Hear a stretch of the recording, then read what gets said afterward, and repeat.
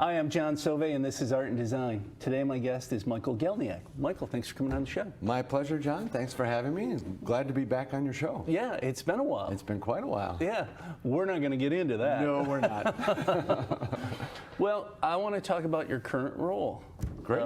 And I'm going to let you do the introduction. Okay. So I've been working with an organization called VSA Michigan for about the past year. The former director, Laura Frankel, invited me to join the board and was happy to do so. The organization has been around for 42 years, since 1977, and has done amazing work with people with disabilities across the state. And Laura retired, I think 6 years ago, and the timing was probably a little rough with the economic downturn in the state and so on. And so we're trying to revive some of the things that were really important, but I think we're on a good track. And we have a new name. So the new name is Michigan Arts Access. And I think it really states what we're about. So the organization really is around four general areas. The first is education. So we do quite a bit with artists in residence programs for people with disabilities, children with disabilities, K-12, K-26. So I'm not sure that everybody understands that the K-12 system is standard for inclusion, but people with disabilities have the ability to go to age 26. And there are quite a few transition programs that help people with disabilities transition from school to work or to independent living. So we're excited to work really with the whole K-26 program. We have affiliates across the state that help us with that work. So we have quite a few programs. We work with around 20 districts at least a year across the state, big and little, and just really enjoy the work. So we also do professional development. Our professional development, our big event is really in the summer.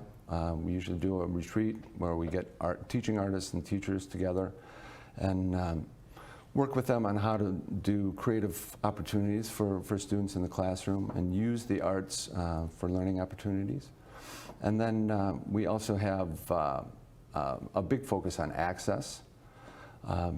So access has improved, but there's still a lot of work to be done in that arena. We have the ADA 2020, so the 30th anniversary of the ADA coming up next summer.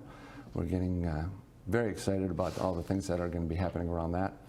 And then we also help professional artists with their careers. So people with disabilities that are aspiring artists or working artists, we're trying to create marketplace for them and make sure they have equitable opportunities. Now, we talked about this, the name change from VSA to MiAA, right? Mm-hmm. What is the acronym? What are you going to call it? Yeah, that's a good question. So we have the Michigan Athletic Association, so we want to make sure that we're not being confused with that. But I think it's going to be something like Maya or Mia. Not MiAA. That's a whole different thing. But people will follow when you do that. Absolutely right. Yeah, it's obvious. It's a gimmick, right? So yeah, we think the name really explains what we're about. You know, we're about the arts and we're about access, and we wanted to make sure that in the name was included the idea that we're not just an arts organization, but we're really advocating for people with disabilities. Excuse me. Well, and I had the opportunity to sit in on the session where the name selection was taking place.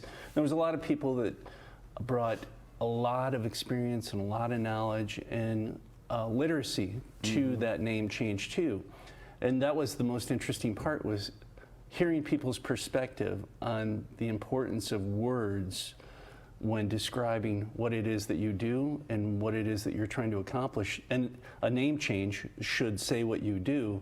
So a lot of this dialogue came up and a lot of education took place. It was really, I felt so fortunate to be there and to have a better understanding of what it is the ADA does, what it is that you do, and the communities that this affects. So it really affects everyone. I think a big part of the conversation was around what we're aspiring towards in terms of inclusion and what we're really doing.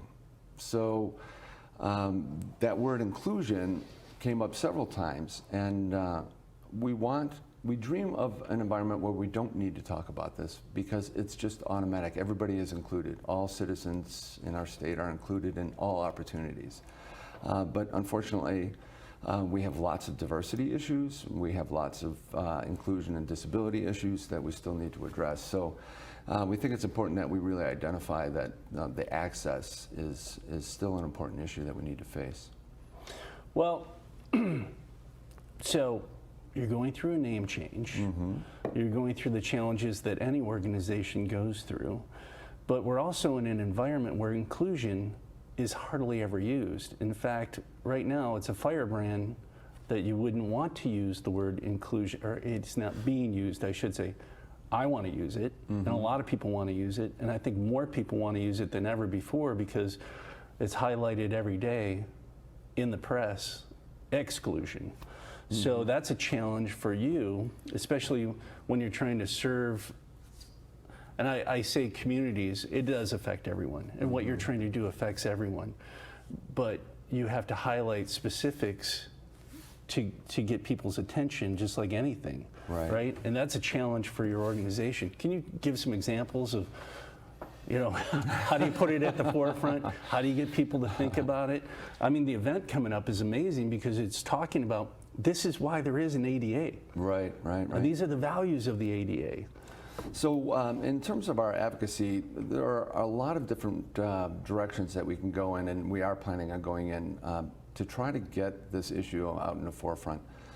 So we have an annual celebration of all the people that have done fabulous work for us and really passionate about the mission. That happens in October. This year will be October 17th in Southfield. It's our awards evening, and we have now decided to have a Legislator of the Year, to have a Community Person of the Year, Media Person of the Year, and so on. So we're looking now at voting records of legislators, and are they advocating for people with disabilities, and are they supportive of the arts and inclusion and so on. So I think the more we bring this out and we bring those people into our communication network, the stronger the movement will become. Well, and that's a big part of it too, is you need support on every level that you can. And it's an ongoing thing. I mean, with the signing of the ADA was really just the beginning. Just the beginning. Because the education had to come afterwards. Right. From the history of, because we're going on 30 years of the signing of the bill in 1990 with George Bush Sr. To today, what are some of the challenges that you faced early on, mid to today's environment? Yeah, it's an interesting sort of anecdote to think about George Sr., Herbert Walker, having signed that document and having it be a unanimous decision. No, I got to highlight that. It was unanimous. Unanimous. So it was important at one time. It was important, but what is sort of astonishing in today's environment is that both sides of the aisle were working together for the betterment of all citizens of our country. And unfortunately, it seems like it's a more divisive kind of environment now, which makes it more difficult for us. So in some ways, I think the dialogue was more hospitable 30 years ago than it is today. I think a lot of people are frustrated with political correctness, especially with the language around disabilities. I don't think most people who are advocates for the people with disabilities in the community would really be offended by somebody, calling them handicapped if their intentions are honorable. It's more an ignorance thing, and it provides really an opportunity for education.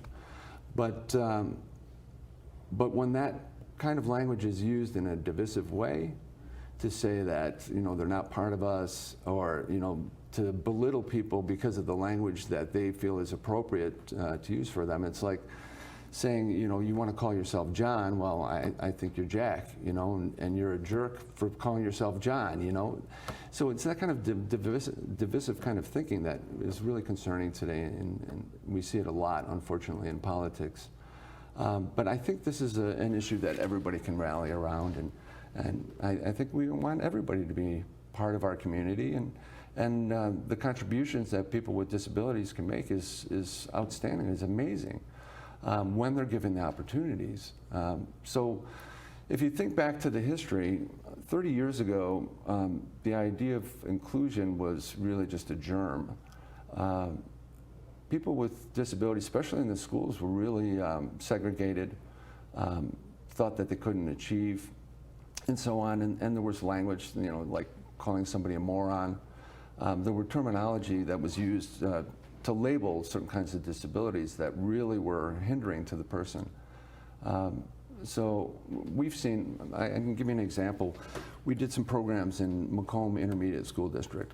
And when we went in with the artists, we had somebody that was movement therapy, or creative movement therapy artist. And the teachers were saying, well, our kids can't do that, our kids can't do that. And then by the end of the residency, they were saying, oh my gosh, I didn't realize my kids could do that. So I think the adults, the caregivers, the people that often control the environments for people with disabilities really limit what their possibilities are. And when we free that and open the minds of the people that are the gatekeepers, amazing things really can happen. Well, I want to put a commercial in because I had the opportunity to see your retreat recently, which we mentioned, and the arts educators that you serve as a clearinghouse for and artists that you serve as a clearinghouse for are very passionate people. They're very inclusive people. They're very caring people. They go to the nth degree to make sure their message is heard and that everybody that is in the room is included. And they don't see no anywhere. They see yes, or they create yes, so that everyone feels good about it. And during the retreat, I was able to better understand their approach through their presentations as well.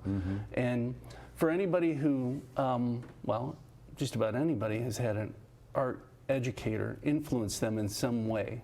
And to go back to that, because this is primarily K-12, K-26 that they're geared towards, it was good to be in some of these sessions, the music sessions, and learning occurred at every one of them. And you know, it's a good thing that there are arts educators that care.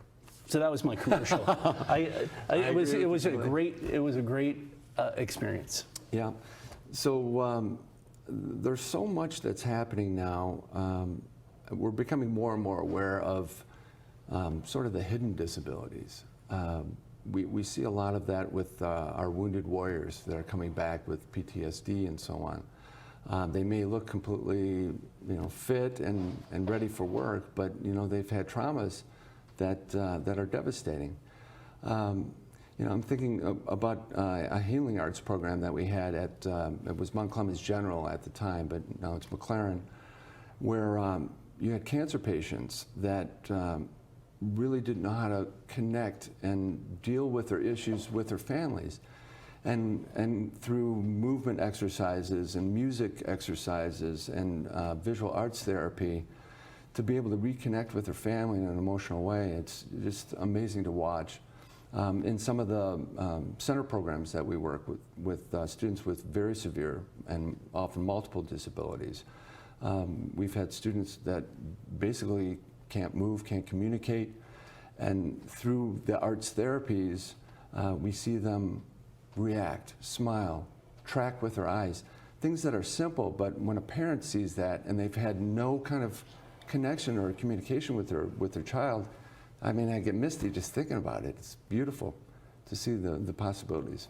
Well, and that's one of the things too is there's the breakthrough that happens with the kid through the art teacher. But I'm so glad you mentioned the parent who they care so much to bring the kid and make sure that they get every opportunity possible because they love that kid more than anything. And then to see that breakthrough That's where the magic really happens. It really is magic. And I wish more people could see that. Because if they did, they'd realize, hey, we're all in this thing together. Absolutely. And it's not about exclusion. Absolutely. And you're the prime example of what inclusion is all about. Going to the nth degree to make sure that everybody is heard. Absolutely. And everybody has this positive experience. And the only way to do that is to support organizations like yours. Absolutely, and we definitely need the support. Oh, do you? Now it's your turn for a commercial break. Absolutely. So we're always looking for sponsors for our programs. We have basically 4 kinds of programs. So we have our artists in residence programs, and they're primarily funded by support from the district in combination with grant support, either from the Kennedy Center or from Michigan Council for Arts and Cultural Affairs. So we do a lot of work through that grant funding, but we can always use a sponsor. And then we have our Club Create. So after the students age out at age 26, we hear parents say it's like falling off a cliff. You've had all of the support for so many years, and now the student, well, the adult is really on their own. So it's left up to the parent, caregiver, you know, the adult themselves with the disability.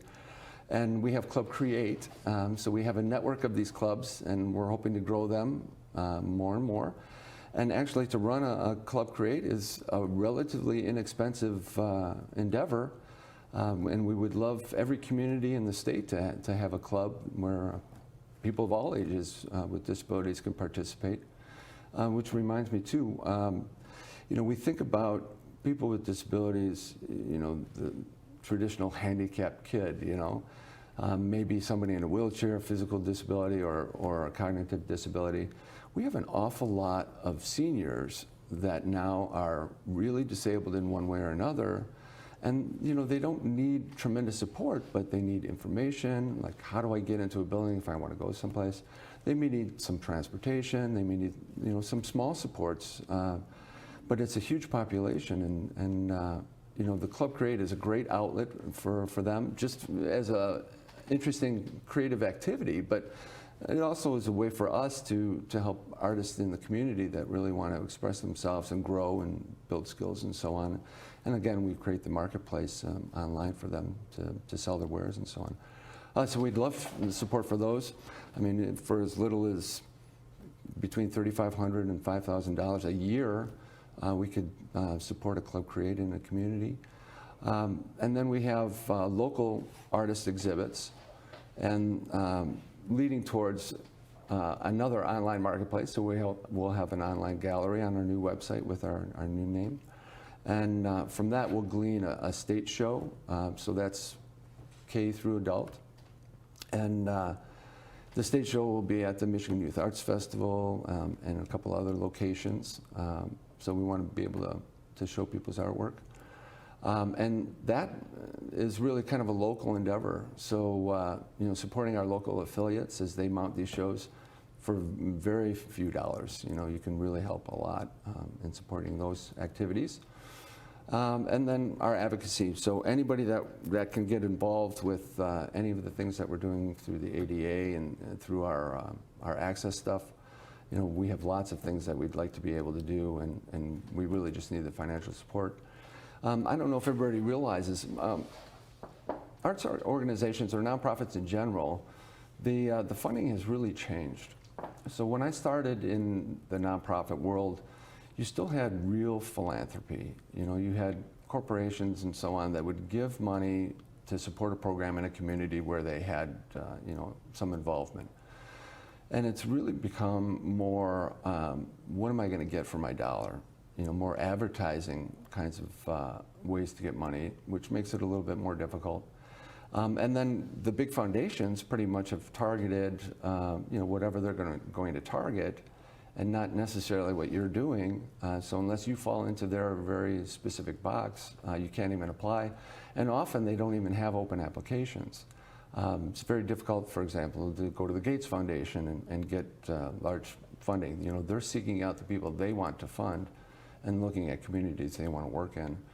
So it makes it difficult. And then even with things like the Council of the Arts, you know, sort of our standard arts grants, the admin, the amount of money that you're allowed to get in order to run a program is so minimal that you can't even really run a home office with that funding. So operating capital is difficult to come by and can always go to good use. So we need to have people that actually run these programs and organize things. And we have a boatload of volunteers, and it's great, but you still need, professionals that are in the office every day doing the work that needs to be done. So who are you looking for to support your group? Everybody. There's a way for everybody to get involved, whether it's just as a volunteer. If you're a senior, you want to help out, we'd love to have your contacts. There's stuff in so many different communities across the state that no matter where you are in Michigan, you could definitely help us out. Small donations, just personal donations, go right to help us with our operating capital. You can also, if you're an individual and you want to make a larger donation and you have a special interest, like you want to help the transition kids from 18 to 26, or you want to help a club create, you could designate your donation for that. I think in terms of the slightly larger contributions, we'd love to have sponsors, corporate sponsors, around the $5,000 range that would be willing to sponsor a club create in a community, things like that. And even larger activities like the ADA, we're going to need lots of sponsors. We're looking at several days of activities, education, a parade, entertainment. We have to pay for the shelter, the shelter number 3 in the Eastern Market. Lots of expenses involved, but we'd love anybody that wants to sponsor and contribute. Well, I want to highlight that too, because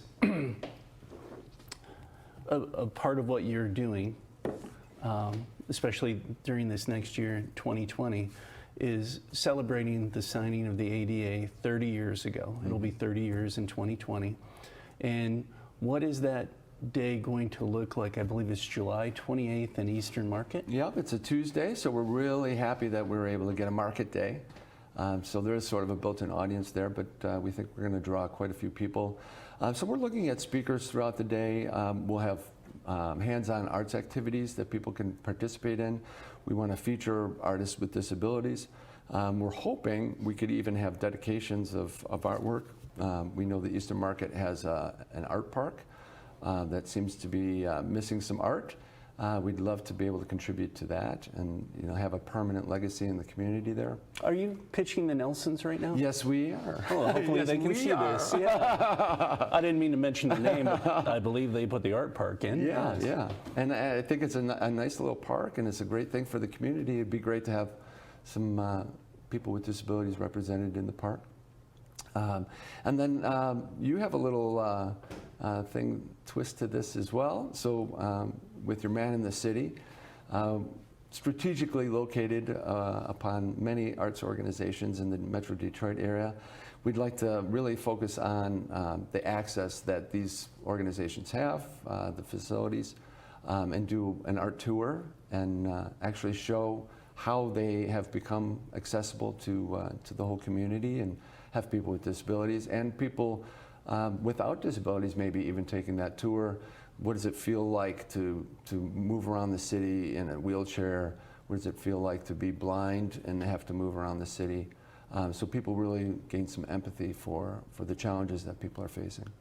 Well, while we're at it, we might as well add Murals in the Marketplace with Rula, who does an amazing job over at 1X Run and Interstate Gallery. She and her husband have been a strong player in Eastern Market, and I'm sure they would love to get involved in this. I'm sure they would. And then let's add Dan Carmody to this too, the head of the Eastern Market Association. Hey, Dan. I think that would be good that he was behind it, which he would be anyways. He's a very, very supportive community person as well. And Eastern Market is amazing. There's so many good things that are going on in that area that can be easily highlighted through the ADA celebration of the 30th year of signing the ADA bill. Absolutely. So we're really excited about the event. Looking at performances too, and I know we talked to Pete Kehoe and others, and we want to have people with disabilities that are performing as well. We have a band that is really a top 40 band, and it has sort of a revolving cadre of people with disabilities, actually students with disabilities that join the band and sort of age out and go on to other things. But I think it's going to be a lot of fun. Well, just that the event is celebrating, highlighting, educating where we've been over the last 30 years and the good things that have resulted as this bill was signed and implemented and is still being implemented, and hopefully celebrated and not dismantled like other things that are happening. There's a reason that this is a good thing, and because it's inclusive, and I think you said that was the word, and I would agree that inclusive is so needed right now. Right. And by celebrating the ADA next year, we're going to focus and refocus the energy on why a bill like this was necessary and all the good and positive things that affected so many different lives over the last 30 years as a result of the signing of this bill.